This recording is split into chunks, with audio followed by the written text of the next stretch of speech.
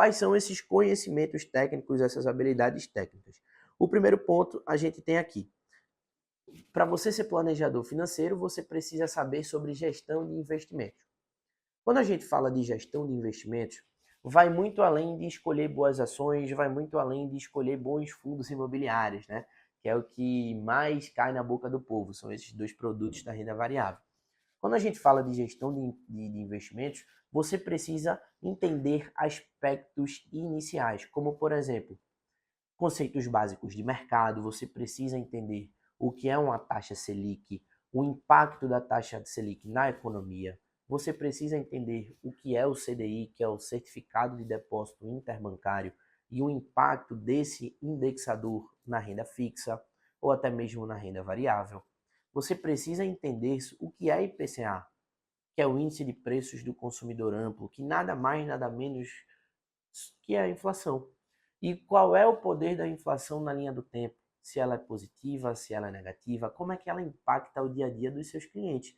Então, se você não entender esses conceitos básicos do mercado nacional, você não vai conseguir fazer uma gestão dos investimentos muito mais precisa, muito mais direcionada. Além desses conceitos básicos de mercado, você precisa entender conceitos básicos de todos os investimentos, que são os três pilares, a tríade dos investimentos: liquidez, segurança e rentabilidade. Você precisa entender que liquidez é o tempo de acesso que você vai ter àquele determinado valor que você tem investido. Você precisa entender que segurança é o risco que você vai estar disposto a correr ou que seu cliente vai estar disposto a correr para ter um determinado retorno, e que rentabilidade é o retorno que você vai ter em determinada operação. Então você tem que entender essa tríade, esses pilares base de todos os investimentos. E que para alguns investimentos você vai abrir mão de um pilar e vai priorizar outros dois pilares. Por exemplo, um investimento como a reserva de emergência, você vai priorizar liquidez e segurança. Você já abre um pouco da rentabilidade. Não é que você vai deixar de ter rentabilidade, mas você vai ter um índice mínimo rentável, né, que vai ser o 100% do CDI, para ser uma reserva atrativa. O investimento de longo prazo, como a previdência privada, você vai priorizar segurança, porque é o seu dinheiro da sua aposentadoria, e vai priorizar rentabilidade. Você vai abrir mão da liquidez porque é um dinheiro para o seu futuro, é um dinheiro de longo prazo. E, além disso, você precisa entender também aspectos fundamentais, como, por exemplo, os diferentes perfis de investidor, e identificar qual é o perfil de investidor do seu cliente.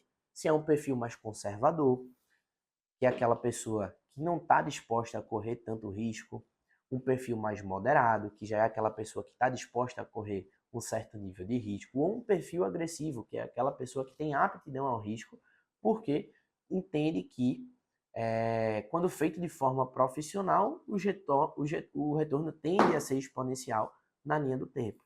E depois que a gente passa por esses conhecimentos básicos, aí de fato a gente começa a entrar nos produtos dos investimentos, né? A gente tem a renda fixa e tem diferentes produtos na renda fixa, produtos atrelados ao governo e produtos atrelados a instituições privadas, como bancos, como instituições não financeiras, como empresas, sociedades securitizadoras e tudo mais. E tem a renda variável, que a gente tem outros produtos também, a gente tem os derivativos, tem as BDRs, que a gente já sai do mercado nacional e vai para o mercado internacional. A gente tem também as ações, os fundos de investimento.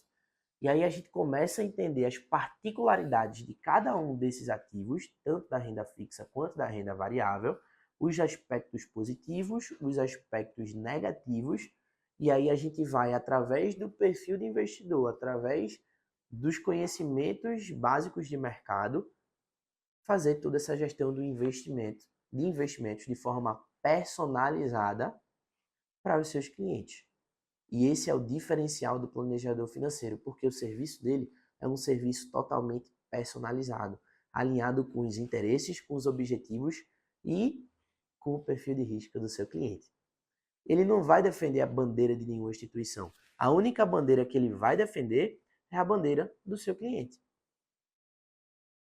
E depois que a gente entende que o primeiro conhecimento técnico, a habilidade técnica que ele tem que desenvolver essa gestão de investimentos, o segundo ponto é a gestão de aposentadoria. Até porque a gente tem uma máxima no mercado financeiro de que a previdência social, né, de que o INSS, a sigla INSS significa isso nunca será seu, isso nunca será suficiente. Até porque cada vez mais a pirâmide etária está se invertendo. A taxa de natalidade diminui e cada vez mais as pessoas estão ficando mais velhas. Ou seja, para as pessoas da minha idade, por exemplo, 24 anos, quem é que vai trabalhar para me sustentar quando eu estiver aposentado, se a taxa de natalidade só diminui? Não vai ter gente suficiente. Então a pirâmide social, a pirâmide etária está se invertendo, ou seja, a previdência social ela não é sustentável. Então a gente tem que pensar em formas de garantir o padrão de vida futuro do cliente. Então, como planejador financeiro, é importantíssimo você ter uma habilidade técnica e entender sobre diferentes formas de chegar na aposentadoria, chegar na independência financeira do seu cliente. Seja através de uma previdência privada, seja através de um patrimônio que gere para ele uma renda passiva para ele se aposentar, seja através de uma carteira de dividendos, seja de diferentes formas. É importante você passar essa visão, essa necessidade, essa urgência dele se antenar para o seu futuro. Então, se o planejador financeiro só tiver uma visão de curto e médio prazo e não passar a visão de longo prazo para o seu cliente, na linha do tempo, não vai fazer sentido para a vida financeira desse cliente. Então, é o profissional que vai cuidar dos sonhos imediatos, dos sonhos intermediários e dos sonhos futuros do cliente. Então, esse é o papel do planejador financeiro. Então, é importantíssimo que ele tenha todo esse conhecimento de como é que funciona, por exemplo, uma previdência privada. Qual é a importância de uma previdência privada na linha do tempo?